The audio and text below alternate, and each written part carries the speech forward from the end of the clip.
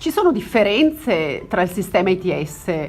italiano, quello di cui stai avendo esperienza tu, e il sistema ITS francese? Sì, la modalità di alternanza scuola-lavoro secondo me è un po' più efficace perché viene suddivisa per mesi e non per giorni come da noi, quindi si fa un mese di lavoro e un mese di scuola, così si ha il tempo per studiare, però si ha anche una continuità in azienda e quindi si riesce a mantenere dei rapporti un po' più forti con l'azienda e a vedere molte più cose, invece che perdersi un po' per strada. Ho visto una buona preparazione da parte dei ragazzi con cui ho parlato e loro hanno le idee chiare soprattutto su quello che vogliono fare,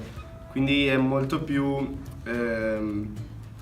utile anche per loro avere il loro tempo per studiare e comunque per crescere con i giusti tempi. E invece il sistema appunto diploma ITS e anche post ITS come funziona in Francia? Allora, il sistema scolastico francese è molto simile al nostro, hanno un diploma di maturità che loro chiamano bac e poi aggiungono gli anni e per ogni anno conseguono un titolo fino ad arrivare alla licence che è la laurea triennale. Per esempio il Bac+2 è il nostro ITS e per loro è molto comune fermarsi a questo titolo di studio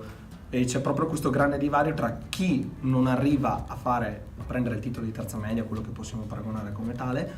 e chi invece va direttamente al Bac+2. Di solito non si ferma mai nessuno al diploma di maturità in Francia.